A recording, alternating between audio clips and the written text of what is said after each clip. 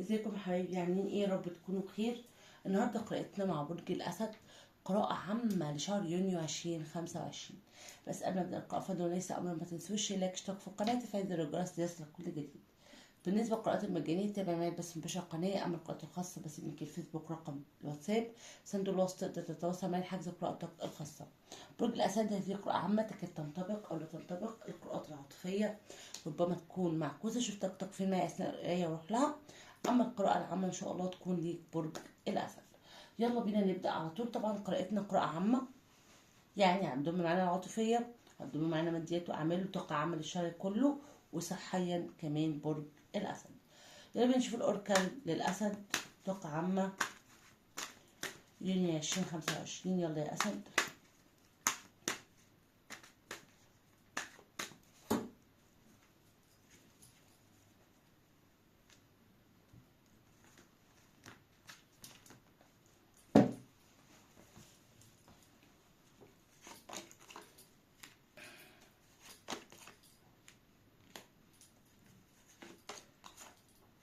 يلا برج الأسد. برج الأسد واضح قوي قوي قوي قوي قوي ان انت محتاج الفترة ديت لاتخاذ قرار مهم، واعتقد ان القرار المهم دوت يتعلق بايه؟ يتعلق بان انت عايز ريتيرنينج لحياتك، يعني تعمل اعادة تدوير، تخرج ناس، تدخل ناس، تبعد ناس سامة، تخرج اي مثلا تنهي ظروف معينة، تبدأ بداية جديدة، تنهي حاجة قديمة كده. خلاص، الفوضى في حياتك بتحاول ان انت تغيرها، بتحاول تكون ملتزم اكتر. فقرارك ده محتاج لحكمة، وده معناه برج الأسد ان انت ما ينفعش تعمل كده يلا، مش هينفع. فانت محتاج تاخد قرارك بهدوء جدا، ولازم قرارك ده يكون عميق. اذا وجودك في الوضع ده دلوقتي تعبك، بس الوضع دوت لو انت نهيته بشكل عاجل ومن غير تفكير هيضرك. الناحية التانية يجب ان انت تكسر الحواجز وتفكر بحرية اكتر. بمعنى اخر، يعني حاول تغير تفكيرك في الامر دوت او في القرار دوت عموما، وفكر خارج الصندوق، يعني بصش تحت رجلك، بص لبعدين. تمام، ده كان اوركلك برج الاسد. هنبدأ دلوقتي بالعاطفة وبعدين ننهي بالعامة.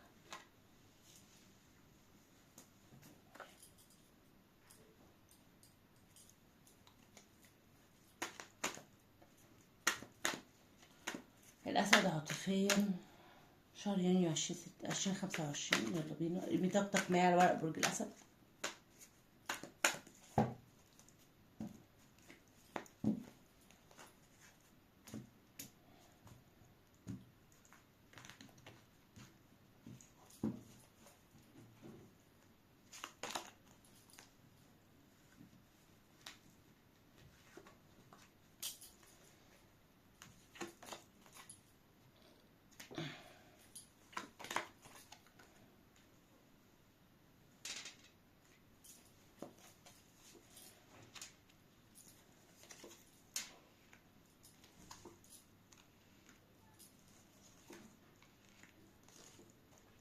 يلا اسد، عايز اثبت بس الورق بحيث يعني ايه تشوفه، وفي نفس الوقت ما ياخدش مكان كبير.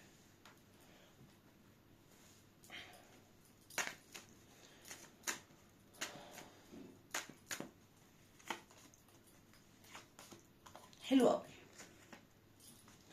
طاقة شريكك حلوة حلوة بالنسبة لك،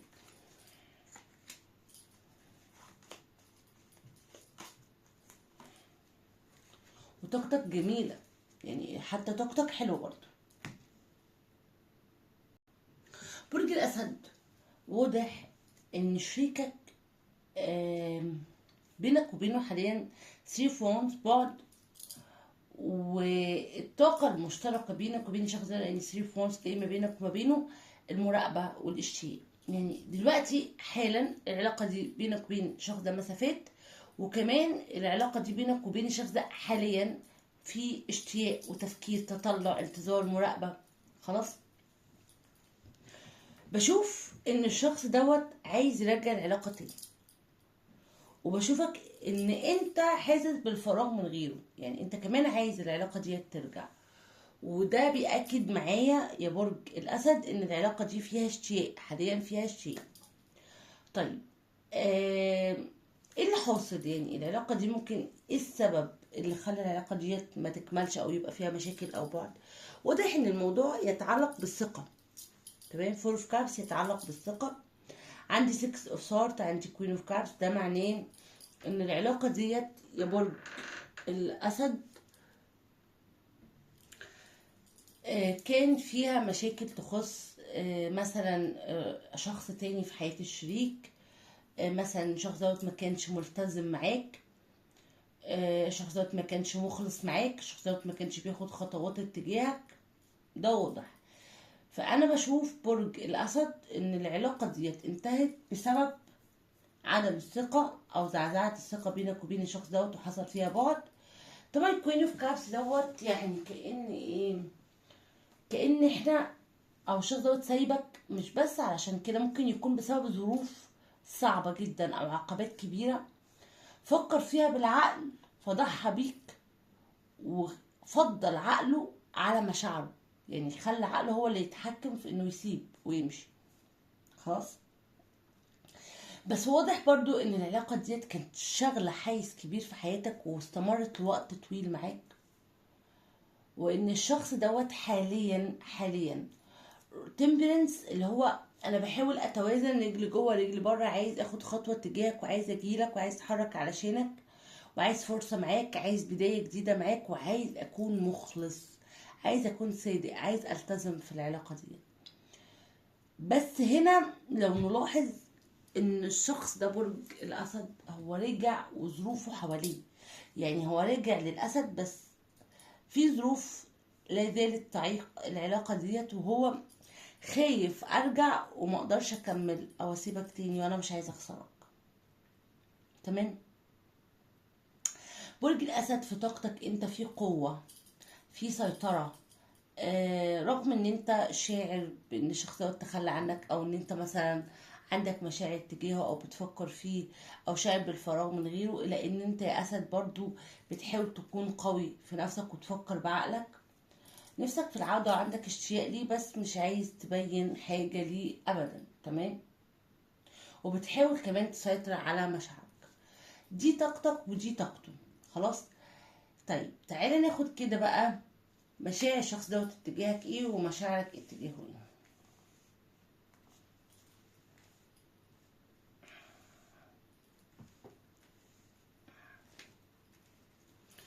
بسم الله.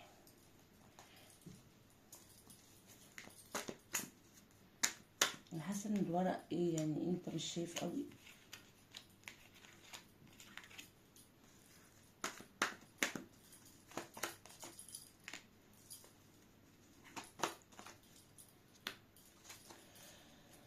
طيب هو حاسس ان هو ظلمك وان هو ظلمك وان هو جه عليك وان هو ما كانش لازم يعمل كده او يتصرف بالشكل دوت. تمام. وعارف ان هو بيحبك جدا وعمال دلوقتي عمال بيدور عليك وعمال بيراقبك وعمال بيفكر فيك وعايز ياخد اي خطوة علشانك. برضو انت هنا ايه بتراقبه وبتحاول تعرف اخباره وعايز تعرف اي حاجة عنه. التليفون تعبت جدا من انتظاره وتعبت جدا من بعده عنك، انت تعبت من الناحيتين. نفسك العلاقة دي تعود مرة تانية برج الاسد، ولكن في نفس الوقت انت مش عارف اخباره، انت عايز تعرف اخباره. ربما بتحاول مثلا يعني ايه تعمل تلميحات معينة، تسأل ناس معينة، تدور عليه في حتت معينة، بس انت مش عايز تبين له ده. خلاص. لكن في نفس الوقت برج الاسد انا شايفة ان شريكك حاسس ان هو ظلمك وجاي عليك وعنده اشتياق كبير جدا تجاهك، بيفكر فيك بشكل كبير، وان هو لحد دلوقتي عايز يعرف اخبارك، بيتطلع اليك، عنده اشتياق قوي تجاهك. وزي ما قلنا تو فونز كانه مستني حاجه معينه علشان يبدا ياخد خطوه تجاهك. وده احنا قلناه في التمبرنس لما قلت لك ان هو عايز يرجع، ولكن هناك عقبات تعيق عودته او لسه ظروفه زي ما هي، فهو مستني ينهيها عشان يبدا يرجع تاني. وانت نفس الكلام، لو نلاحظ هنا ان انت محتاج تغير حاجات معينة في حياتك او تنهي امور معينة، ولكن القرار دوت بالنسبة لك يا برج الاسد مش ده القرار السليم في الوقت الحالي. انت محتاج تصبر شوية، التغيير هيحصل بس مع الوقت. تمام. رسائل هذا الشخص او رسائل تهكيم من هذا الشخص اتجاهك، رسالته ايه؟ سيب بنتكل، انا افكر فيك، عايز يعني اخد خطوات علشان ارجع العلاقة دي تاني، عايز تقدم في هذه العلاقة. الخطوات بيقول لي انا مضطرب جدا ولسه موقفتش على ارض صلبة، سيف سورس تعبان جدا من غيرك وعايز اقول لك كل حاجة جوايا، فانا اعتقد ان هيحصل تواصل، هيحصل اتصال، هيكلمك، هيقابلك، هيقول لك كل حاجة هو عايشها. الكينج اوف بيتسيكال دي كيفية التعامل برج الاسد. حاول انت تفضل في مركزك زي ما انت، ما تتحركش كتير، ما تاخدش اي قرار في الوقت الحالي. انت سيد الموقف، الامور هتتعدل لصالحك مع الوقت زي ما قلت من شويه. في تغيير كبير هيحصل الفتره اللي جايه، في تواصل، يعني في لقاء، في مكالمه، في مواجهه، في حاجه هتحصل وسريعه كمان. النايت اوف وانس بيتكلم ان الشخص دوت هيبدا ان هو يتحرك اتجاهك، او العلاقه هتبدا تمشي بشكل اسرع الفتره اللي جايه، ولكن هتفضل زي ما قلت المخاوف او العقبات اللي بينك وبينه هتفضل بينك وبينه، رغم ان انتوا الاتنين عندكم فرص عودة قوية.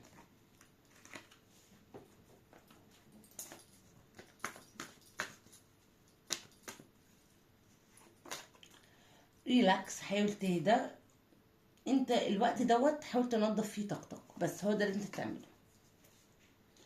طبعا طاقات والابراج اللي نزلت معايا النهارده الناريه، تربيه، هوائيه، مائيه، كل الابراج نزلت. الابراج الكبيره القويه اللي كانت موجوده معايا النهارده في القراءه العاطفيه هنقول الاسد، الميزان، السرطان، العقرب والحوت، الجوزاء، الثور، الاسد تاني، العذراء، الميزان، الدلو، الجدج. يلا بقى بينا نبدأ مع بعض على طول الطاقة العامة.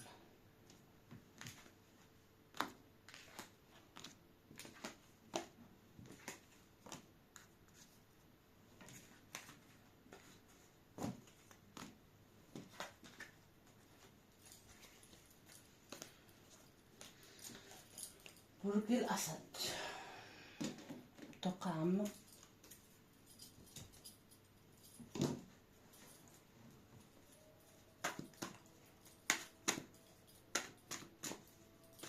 لو أكبر لو أعظم، نسمع الأذان ونرجع تاني.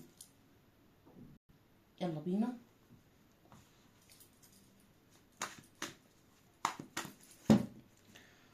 يلا يا أسد.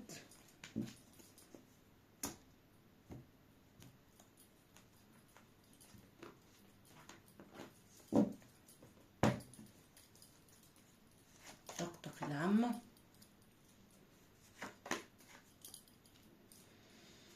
ايت اوف كابس، فور بنتكلز، هستار حلو قوي.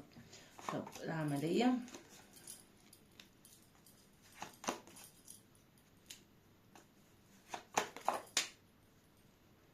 المادية،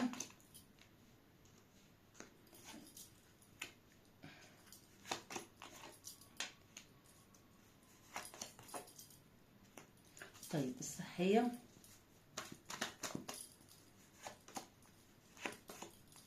ماشي. واجه بقى، واجه.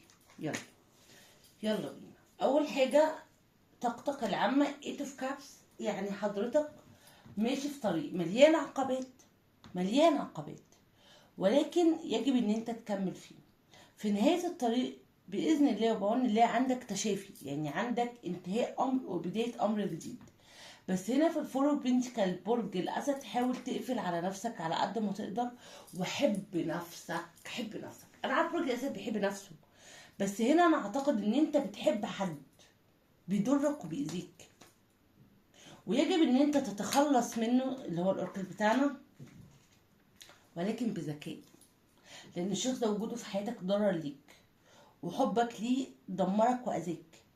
فانا اعتقد يا برج الاسد ان في طاقتك العامه انت هتصلح الامور، انت ماشي في طريق سليم، بس محتاج انت تقفل على نفسك قوي، ومحتاج انت تتحرر من هذا الشخص. الشخص دوت مؤذي جدا بالنسبه لك.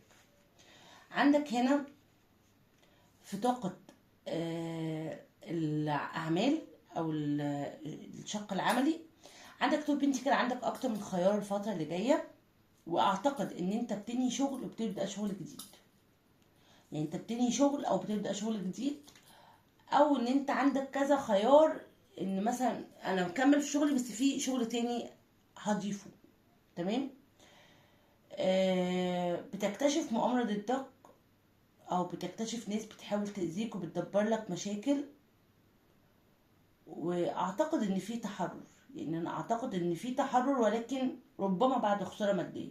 مش عارفة ليه، لان عندك 5 كابس هنا في الماديات. طب نكمل. اعتقد كمان ان في طاقة حسد كبيرة جدا جدا جدا عليك برج الاسد. يبقى احنا عندنا في الاعمال عندك شغل جديد داخله، سواء بتنهي شغل جديد او بتحط شغل جديد بلس، بتكتشف اشخاص بتحاول تاذيك او بتضرك وبتحاول ان انت تتحرر منهم. في طاقة حسد كبيرة جدا، وربما عندك كشف اشخاص حواليك مؤذيين بالنسبة لك بشكل كبير. في الماديات انا بشوف ان في خسارة. لو انت تعرضت للخسارة يا برج الاسد يبقى عندك مكسب، لو لسه ففي خسارة قريبة من بعدها مكسب. تمام. عندك هنا ذا لافرز وعندك 6 اوف كابس، يعني كمان في فلوس هتجيلك من حد، سواء كنت مساعده او بتطلب منه سلف، او ممكن الشخص دوت كان واخد منك فلوس وبيرجعها خلاص، او في هدية هتجيلك، او حد هيقدم مساعدة وهتكون قيمة جدا. طبعا انا شايفة ان شغلك مادياتك الفترة اللي جاية زي اوضه الفار بالنسبة لك، يعني مش هتعرف تمسك فلوس قوي الفترة اللي جاية. وإن مسكت يا اما هتحطها في طريقه في حته غلط او في حته مش بتاعتها. لكن في كل الاحوال سواء اللي انا بقوله دوت او الخساره، في كل الاحوال في تلك الحالتين حضرتك دي فتره ومن بعدها عندك مكسب. تمام. صحيا بقى نتكلم ان انت محتاج مواجهه. يبقى انا عندي علامات جسمي بيديها لي بس انا مش مركز فيها. انت محتاج تعمل مواجهة لأي تعب أو أي حاجة أنت بتمر بيها. لازم تواجه، ولازم أنت تغير، ولازم أنت تصلح. الفترة اللي جاية ما تتجاهلش علامات جسمك أو دلالاته أو إشاراته، وحاول إن أنت تشتغل على نفسك، لأن كل اللي أنت هتحسه دوت يا برج الأسد ليه يعني علاجه، وعندك فرص تشافي حلوة خلاص. لكن لو اهملته الدنيا هتبقى مش احسن حاجه، مش نظيفه. تمام. نكمل سيدنا.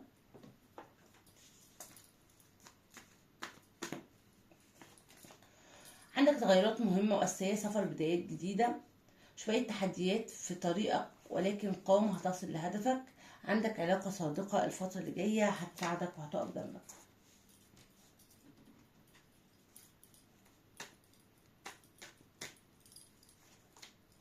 عطاياك على وشك الظهور في حياتك، فقط استرخى.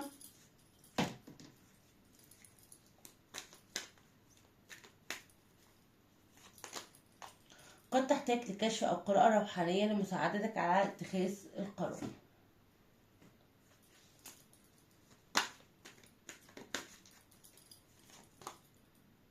في أشخاص بيحاولوا يسرقوا أفكارك أو يعملوا اللي أنت بتعمله، خلي بالك. ضمن سؤال إجابته نعم أو لا، حط سؤال ما في الإجابة إيه.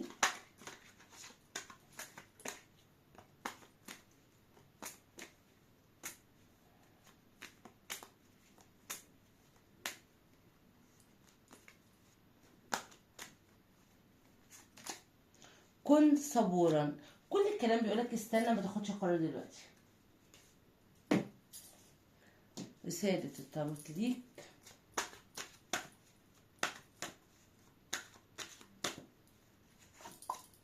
خلال الأشهر القليلة المقبلة عندك تغيرات كبيرة جدا جدا جدا جدا ولصالحك. بكده تكون خلصت قراءتنا مع بعض. شكرا ليكم، أشوفكم على خير. توحشوني جدا جدا. مستنيكم في قراءات تانية كتير. أرجو لو عجبتكم القراءة متنسوش اشتركوا في القناة، تفعيل زر الجرس ليصلك كل جديد. باي باي.